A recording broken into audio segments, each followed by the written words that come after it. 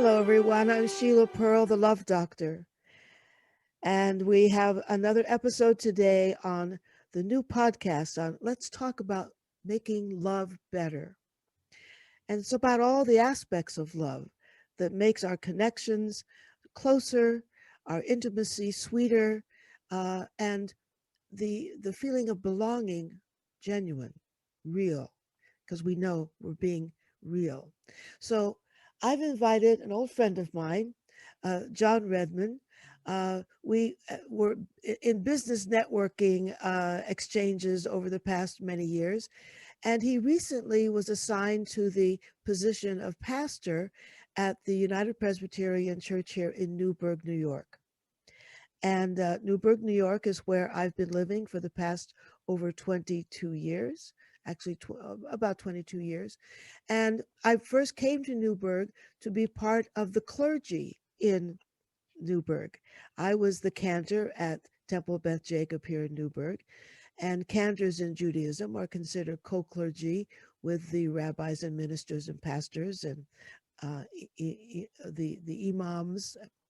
So I got to know John's predecessor, David, over the years, and I got to know about his wonderful congregation.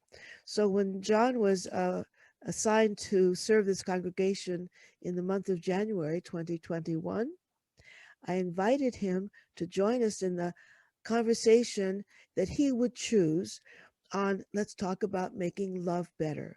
So when we had that conversation, he decided, I want to talk about honesty. I want to talk about authenticity, recognizing how challenging it is in our world to really be honest with one another, to really be authentic, to be real, and how important it is to be truth tellers.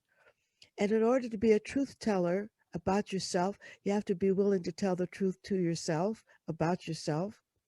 In order to be a truth teller to others about yourself, you have to be willing to share that a knowledge of who you are with others. And then we get to that whole issue of being honest, being authentic. So I wanted to share a little quote from one of my favorite books. This is The Gift of Imperfection, The Gifts of Imperfection by Brene Brown. She's actually celebrating her 10th anniversary of this book being published. And I am enjoying this and share it with my clients often and use the material in the book. And from this chapter on authenticity, she says, authenticity is the daily practice of letting go of who you think you're supposed to be and embracing who you are. Choosing authenticity means cultivating the courage to be imperfect, to set boundaries, and to allow ourselves to be vulnerable. And exercising the compassion that comes from knowing that we are all made of strength and struggle, and nurturing the connection and sense of belonging that can only happen when we believe that we are enough. So I want to invite John Redman to introduce himself to us. Tell us a little something about, what his vision is for serving this new congregation, and how and why the subject of authenticity and honesty is something that matters a lot to you, John. Well, thanks, Sheila. It's good to be together with you again after all these years and of knowing each other and bumping into one another occasionally.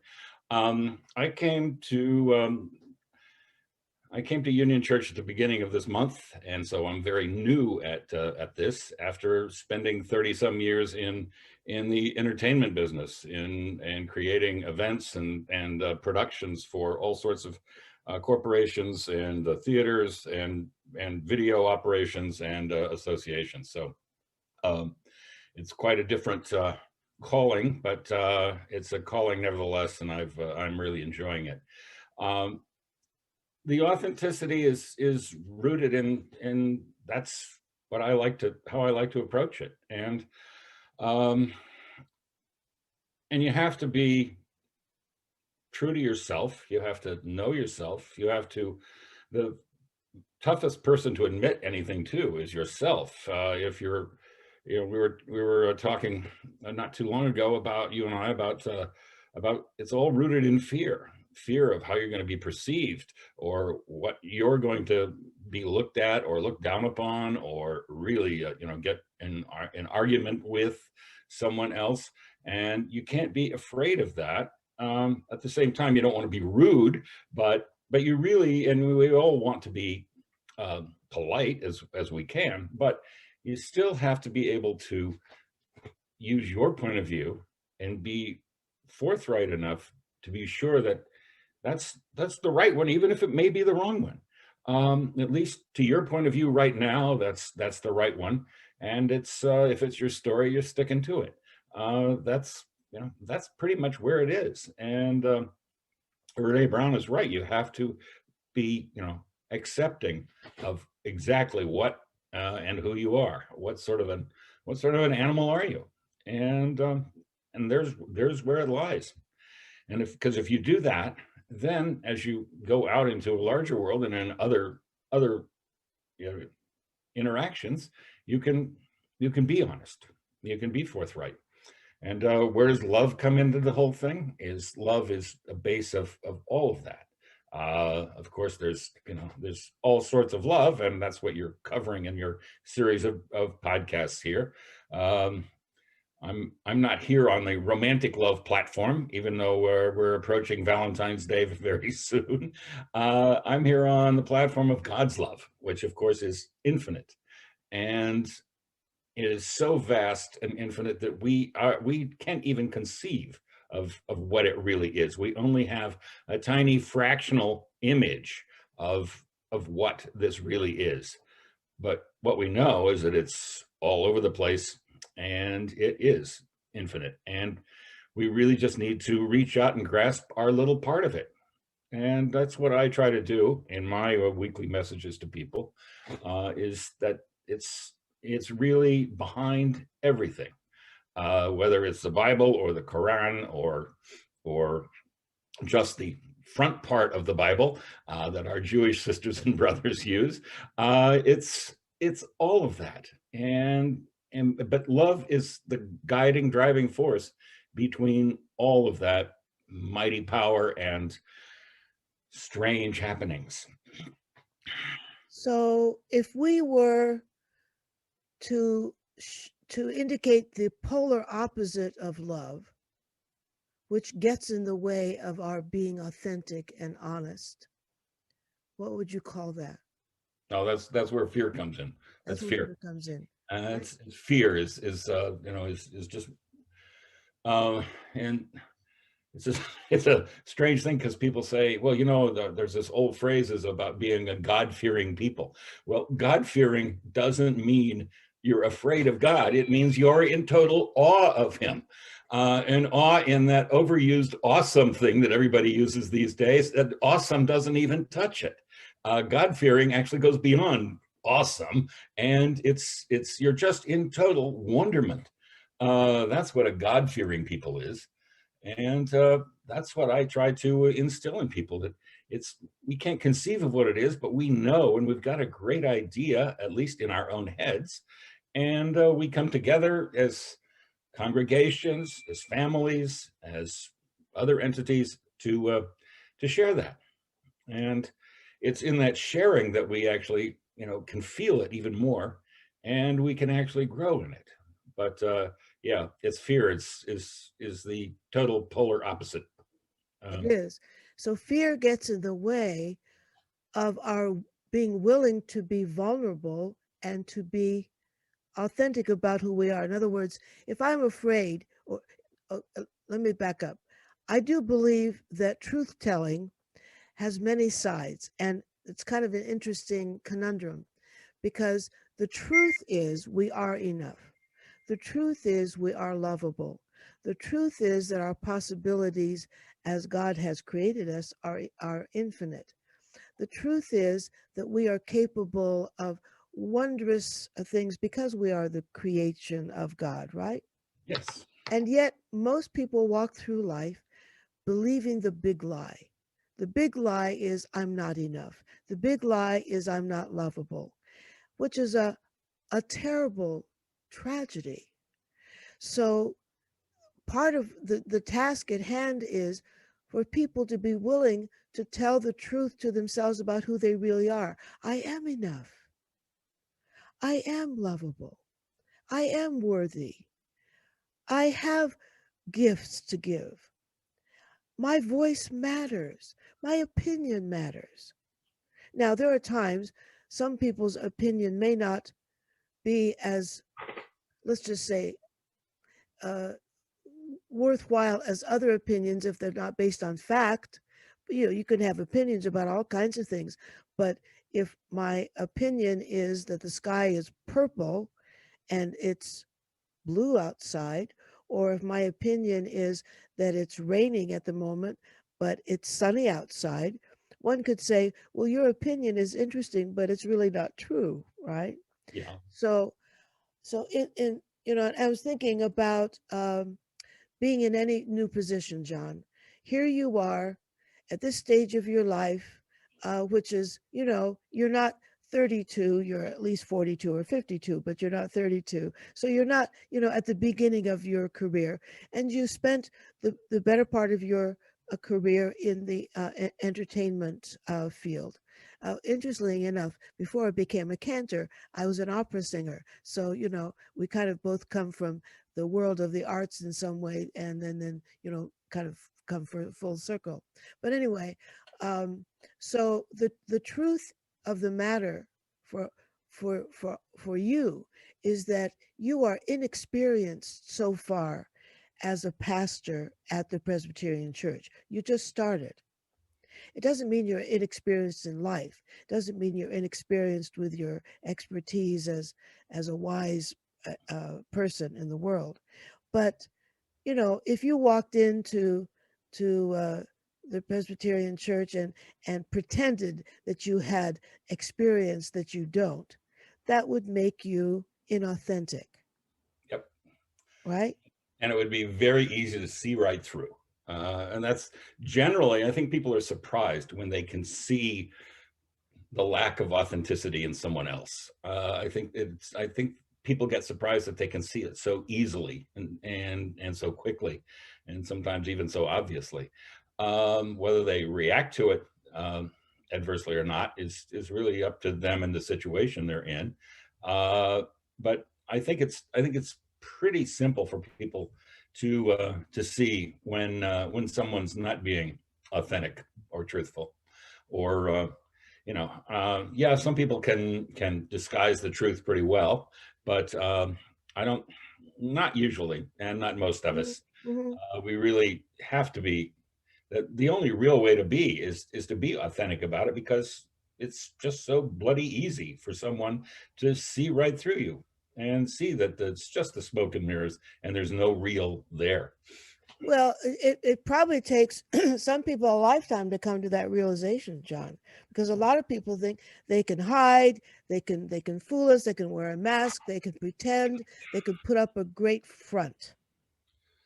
Some people go to their grave with that. And there's nothing you or I or anybody else can do about it. That's, since we are creatures of free will. Although I think that some people who have that sort of life, as it were, if you can call that a life, um, and I would hesitate to actually call it a life, but it's, there are they. Where does that come from? Is it a habit that just got developed that they can't get out of? I think maybe that has a lot to do with it. Uh, some people may just be wired that way, and Well, okay, it's a human condition to want to be accepted, a human condition to want to be loved. It's the human condition to want to belong. So, if from an early age you learn that you had to lie, that you had to hide, that you had to pretend to be something else, someone else, in order to experience being accepted or to be popular or to be liked or to be loved or to be approved of, you know that's how people get into the weeds with trying to climb out and trying to at a later age, a stage in life, to say, oh well, that's not really who I was, this is who I am now, right? Mhm. Uh, because people are afraid of not being enough. Again, we get back to the fear, right?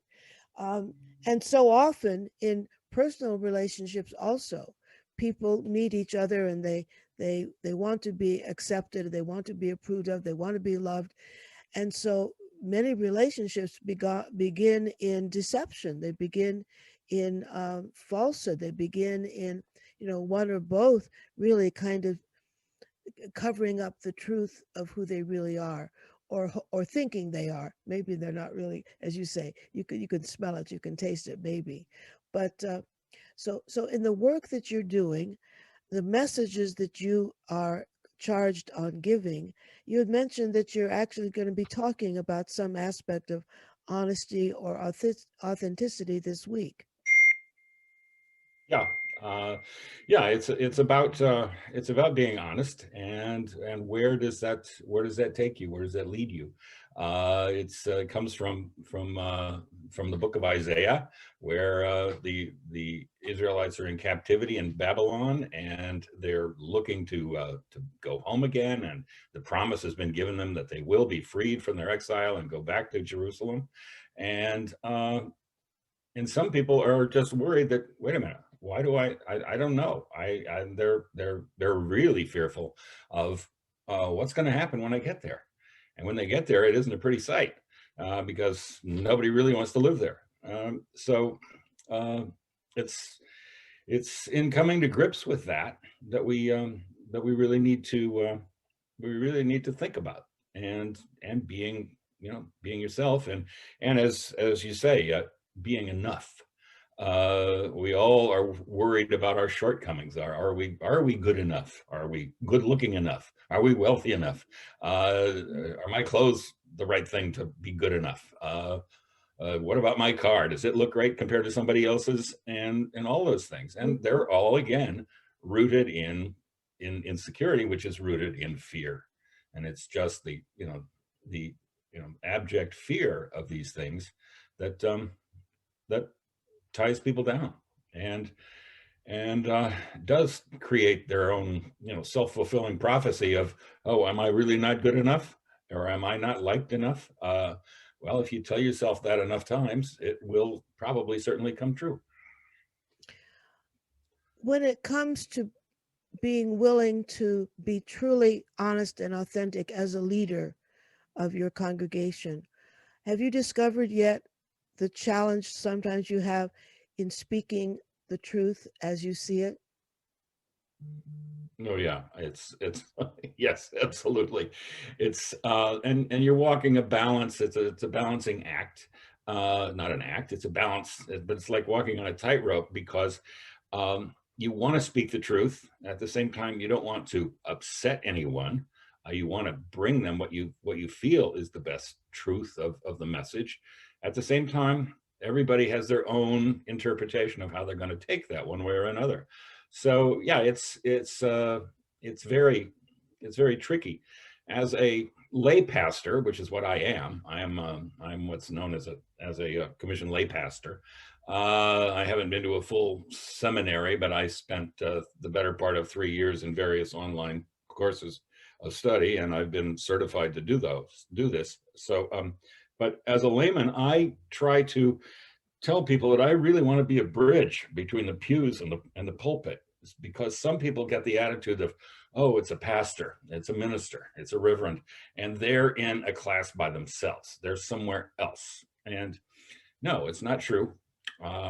Even highly exalted guys in various faiths are just the same, and we really need to keep that in mind. And I try to keep that in mind as I do this job, which is not a job. It's an absolute labor of love, and I'm loving every second of it. But yeah, I don't have fear. I do have concern that I might say it the wrong way, or someone, no matter what way I put it, someone might take it the wrong way. And if they do, I really hope they come back to me and say, "Hey, look, what was that? What was that all about?" And we can sit down and discuss it. It even happened when I was being examined by the committee that certifies all these people like me.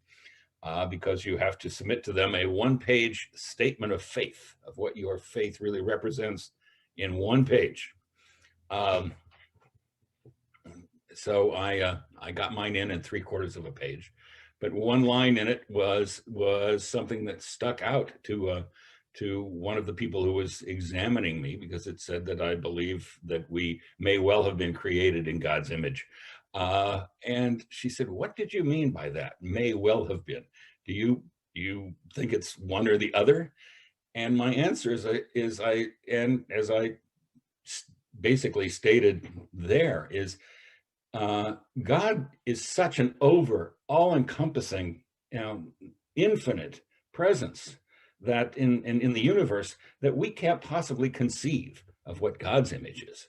So how would we be made in his image? We can only see a tiny little bit of the perception of what God may be. And if that's our image, okay. And that's enough. And that's enough for me to know that we may well be created in God's image, but we really don't have the slightest idea of how to wrap our heads around what God's image really is. Well, that calls upon our need to be humble, to be willing to say, I don't know about a lot of things. I certainly don't know all there is to know about God.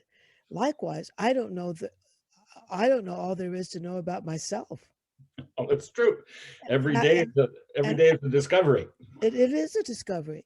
And to the extent that we are created in God's image, it certainly is not a physical image, because God is not a physical entity as we know it.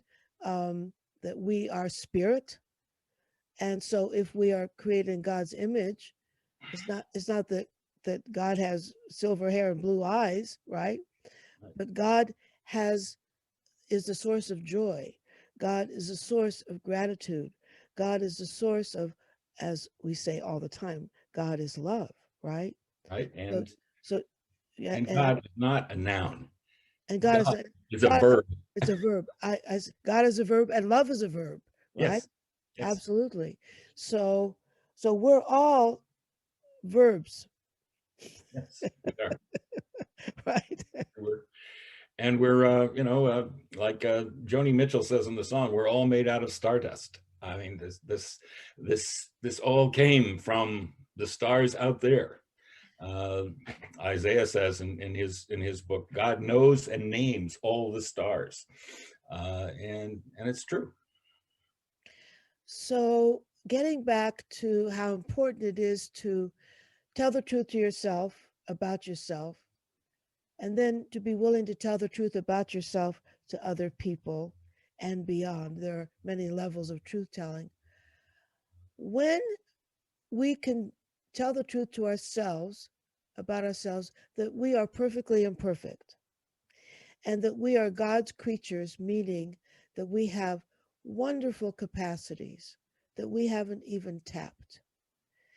And when we're willing to be honest with ourselves that we are lovable because God created us. So therefore, this doesn't have to be a contest for who's more lovable or who's more, worthy. We're all lovable. We're all worthy. And sometimes, in order to overcome our fear that we're not enough, people tend to want to compete with one another. I'm bigger, I'm better, I'm more of this, whatever. And that creates, you know, different kinds of lies, different kinds of misunderstandings, different kinds of barriers, different kinds of inauthenticity. And that's where you begin to see some of that at work in any congregational life. Now, I know most of what you do is virtual so far, but when you get to the point where it's not as virtual as it is now, you'll see more interaction. Because, not only was I a cantor in two different large congregations for over 20 years, I was married to a rabbi for 32 years who had his congregations. And we would come home and compare stories of what this one and that one did and said and or didn't do or didn't say, right? Yep. Um, yeah, I had a pretty good bunch of experience in the last few months of the pandemic before I came to Newburgh, when I was still at the church, my home church in Goshen, New York, and I was spending a lot of time there coordinating combinations of in-person and virtual services, which they're still continuing today. Uh, and I'm looking to basically try to recreate that model here in a few weeks, although we're being very cautious, as everyone should be at this point. And we're going to be counting a lot on vaccines and continuing to socially distant and all of those things. But the human face-to-face interaction cannot be replaced. It is just way, way too important. The fact you can see how people, I love when we're doing when I the first few weeks when I was started the online here, when it came time to do the sermon, they would put me just right there in the whole full screen view. I've actually come to ask them now to keep it in gallery view, even though I'm just one of the little tiny squares, because I can actually see people's reactions, which is so important, because it's so much more important than talking to a screen. And it really, that's why you're there, is to not only deliver the word, but take it upon yourself, and also absorb some of that word for yourself from how other people are feeling about it. And that's what I like to think is a truly successful worship service, or even conversation with someone, is do we both get something out of it? Do we it's really a two-way street, and Mm. you gotta keep at it, because it is hard work, and being authentic is hard work, because you have to keep thinking about it. Now, you can't keep trying to convince yourself of it. But you really do need to buckle down to the idea of, yeah, this is what I believe for this situation, and this is what I should be believing and talking about. Uh, I think being fully authentic also means being fully present, which means you dare not go on autopilot. That's right. So, uh, I have I deal with this with the clients I have all the time. And recently, a client came in, and this is a few months ago. He began with me, and he had just begun a relationship with someone, and had just begun a couple of months into the dating process, and it wasn't going the way he wanted, and yet he didn't really express himself to his sweetheart, and he decided, I'm not sure about this. I think we better break up, but he never really fully expressed himself. So when he had the next date with his sweetheart, um, he expressed himself. I don't think this is going where I want it to go, and his partner said, well, I kind of agree. It's not going the way I want it to go either. But I was afraid to tell you things that were bothering me. And what began to happen is they began to have an authentic conversation with one another, in which they were being honest with one another about what had been going on since they had begun dating. But neither one wanted to, let's say, ruffle feathers or upset the other, or they thought maybe it'd work out anyway. And when it didn't, they were just going to, say bye bye instead of talking about it. So being open and authentic and honest can actually deepen a connection. It can deepen an understanding of what might be a misunderstanding, and that's how bridges are built. So I get back to what you said before about wanting to help build bridges between, as you say, the pulpit and the pews, as it were. Yeah. And that's a fascinating story. So what's the end of the story? Did they decide to They are try a little while? they're planning to adopt some children and start a family. Wow. So that's where honesty gets you.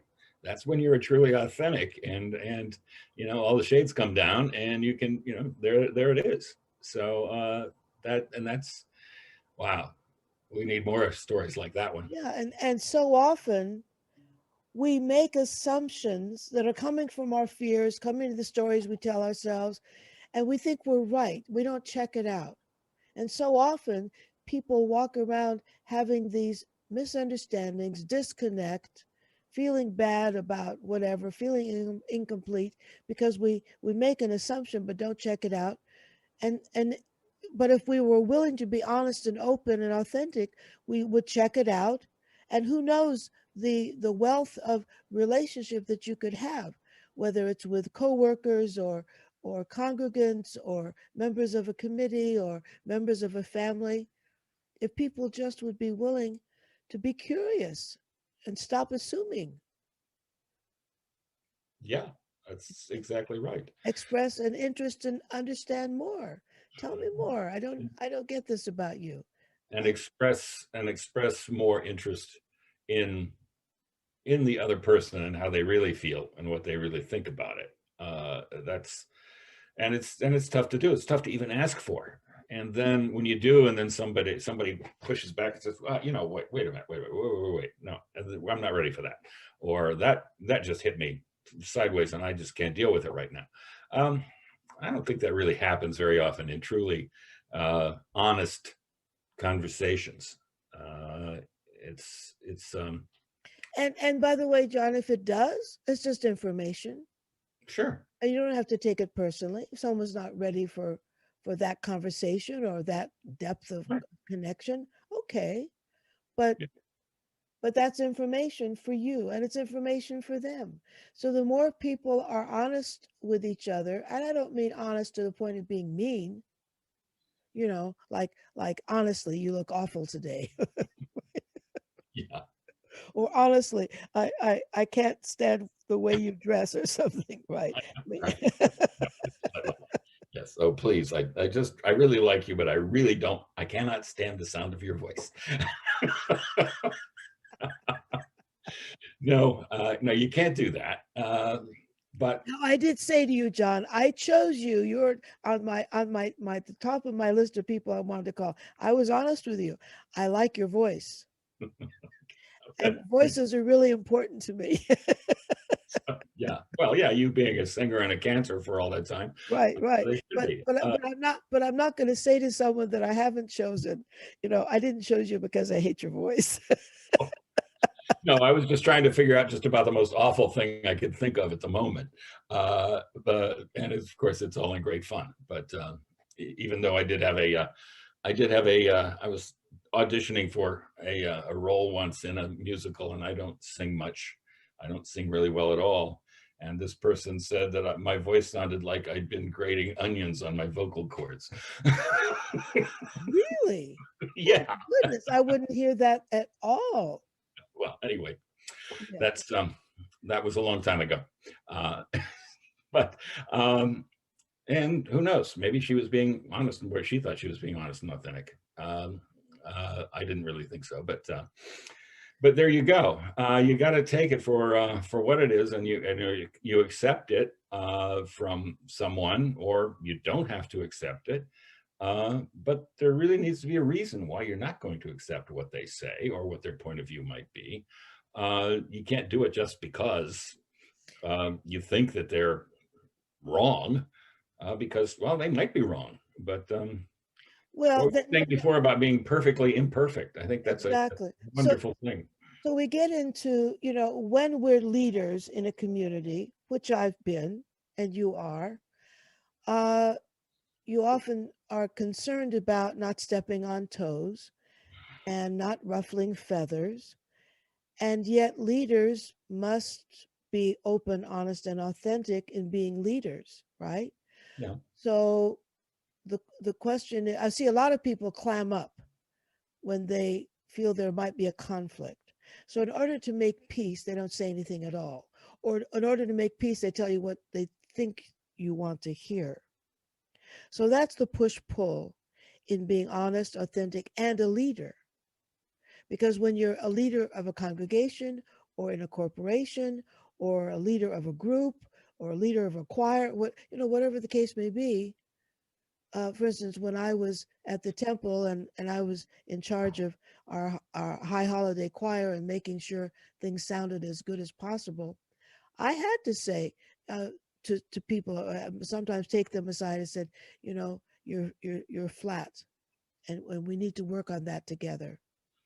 And because I couldn't, and I had to change the position of where they were singing so they weren't too close to the microphone. But I had, as a leader, I had to be open, honest, authentic, and kind. But I had to be real, Yeah. right? And that's the most important one, is being real.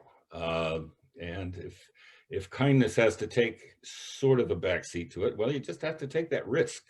And you can't, there again, that's another fear that creeps in, fear of risk. And what am I risking here is just total fear. So you gotta accept it and hope that what you say is taken as well as it can be. And that doesn't matter whether you're speaking to a coworker or your partner in life or your kids. Hmm. Um, Although, with kids, you gotta, at least try to figure them out. But then good luck. You're not going to do a very good job of it that Well, way. well, that's I- obviously, but that's an arena in which parents owe it to their kids to be honest and authentic because they'll eventually find out if they're yeah, not, right? that- and yeah, and you might as well go ahead and say what you think, especially if you have teenagers, because in their eyes, you're already the most ignorant creature that ever drew breath. So And then all of a sudden, 10 years later, you're brilliant. that's right. Yeah. Yes. Yeah. Right. Yes. And uh, yeah. Yeah. Okay. We won't go there. Um, yeah. So Yeah, go ahead. raising kids. And by the way, I know you have a new grandchild. My grandchildren are grown and going to be having their own children soon. So, uh, but that's a wonderful blessing in life. And yet, we owe it to our children and grandchildren to be that authentic role model, Yeah. right? Yeah. I mean, we dare not live a life of inauthenticity lest they have to discover the hard way, which is, a very painful experience for people, right? So Yeah. Yeah. My son gave me a T-shirt about the time the baby was born and said, "My grandpa knows everything, and if he doesn't, he can make stuff up really fast." I love that. That's beautiful. Well, that's a great example of having a sense of humor about the fact that we'd like certain people to think we know everything. And, for a Right. while, our grandchildren or our children, when they're little, think we know everything. That's But right. there has to come a time when we're willing to say to them, I don't know. Hmm. What I don't know. I'll look it up, right? I often say to clients about something if I'm baffled, I don't know. Let me think about that, right? So it's really important for people in authority and leadership or whatever to be willing to say about anything, even they if they are seen as the expert. I don't know. If they don't, right? Right. Yeah, but no, I think I don't know is a really valuable phrase, or I will get right back to you on that as soon as I learn something more about it, because it's the idea of we're all learners and we all have to continue doing that. We're all teachers too, but we're but mostly we're students, and the best teacher is the one who learns the most from his or her students. And that's why you're going to find out more about yourself and your own knowledge level. That's what even goes back to the Greeks, to Plato and Socrates. That's what they were saying, is that the only one who has any real knowledge is the one who admits he has none. So that's where you have to come from with everything. And there again, it goes right back to that foundational idea of you know being honest and genuine. And also being true to yourself. Oh yeah, obviously. So So that idea of honesty and authenticity is also about being willing to disappoint someone else in order to be true to yourself. Yep. And that's hard. Oh, In true. Oriah Mountain Dreamer's wonderful book, which began as a prose poem, it's called The Invitation. And in this wonderful poem, she says, it doesn't, it only, it interests me. The whole thing is interests me this or it doesn't interest me that. But in one of the lines, it interests me to know if you're willing to disappoint another in order to be true to yourself. This prose poem came out of her having recently become divorced, and she went to a cocktail party where people were standing around engaged in superficial, let me show you how great I am kind of chit chat. And she went home and she was disgusted. She was, she was determined never to go to another cocktail party.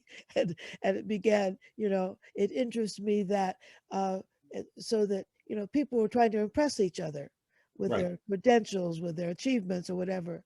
And and she left feeling so lonely and so bereft and so empty because no one was talking with any authenticity. No one was really interested in anyone else. They were just interested in how they appeared or how they were being seen, right? Right. And so, this whole idea, it interests me to know if you're willing to disappoint another in order to be true to yourself. And that's a really big test. It is. Yeah, that's the toughest one, I think. Uh, yeah, and there again, you can't be afraid of the risk it involves. That how this other person may be offended, insulted, Well, think, affected one way or another. I don't, I think that unless it's just a, a life balancing life, life and death instance. I don't know. I can't think of a good example right now. But that it's that you still have to go for it. so, as we're talking, I'm thinking about the prophets, and the most effective prophets were the ones who upset the most people, Yeah, that's right. And right? they certainly did. And then we have, we have all those what they call minor prophets like Jonah, who just ran away, and then when he finally decided he had to go do the right thing, he did it, and He he did, but made the prophecy. But then was truly upset when people actually followed what he said. right. So he, he he was never did get it figured out, and that's why his book is only 4 chapters long, and Isaiah has 60. exactly. Isaiah was a rabble rouser. He he was an iconoclast, and Jonah was a reluctant prophet. He didn't want the job. No, don't choose me. Please don't choose me. Right. Yeah. No, it's yeah. I was reading a passage recently um, from First Kings where the king I was talking about prophets and being solitary creatures and all that, and then I read a note somewhere that King Ahab had 400 prophets in his court. So I looked up that passage, and there's actually a very funny little thing in there where two prophets are arguing with each other in front of the king, and one of them hauls off and punches the other one in the face because his prophecy is better than the other one. I see. Okay. And I Uh, thought, wow, this is the Old Testament. Look at that. oh, the old ego comes out and wins again, right? Well, hey, if there are 400 of you there, I guess there's a little jockeying for position. But so, Yeah, I mean, often the prophets were the advisors to the kings yes, because the kings knew they could rely on their honesty. That was the point. that was the whole idea Yeah, that you were there and you took, and it didn't matter the risk you were taking there to even speak truth to power, because if you spoke the truth and the king didn't like it and he sent you away, okay, well, or if he wanted you killed or whatever, you still had to do it because that's what God had basically told you to do. That was the deal you made with him. And so there it is. There it is again, total honesty. and again, it points to the the importance of leadership, and really effective leadership, enlightened leadership, is such that the leaders will surround themselves with the truth tellers, the people that would tell them the truth no matter what. Yeah. As Because they, opposed to the people that will tell them what they want to hear. right. And and true leaders understand that's not doing them any favors. That's right. And then you wind up with a mess if Well, you you wind get up into with an that. autocrat. You wind up with a tyrant. You wind up with uh you wind up with chaos. Yeah, exactly. And it's a downward spinning spiral. So it will, once it starts, you're on that slippery, spirally slope, and you're just headed right on down with it. Um, there's a reason that the ancient people figured that heaven was up there in the sky and that the devil was down there somewhere down below, because it's the natural feeling for things. So it's and and so it is. So can you think of a time in your life where something happened, and as a result of that, it occurred to you that honesty is the best policy? Yeah, it was the breakup of my first marriage. Been married for 7 or 8 years, and came to the realization that this was really not a good thing, that this was not a good relationship, and that the best thing to do was to dissolve it. Fortunately, there weren't any kids in the balance, so that made the decisions easier.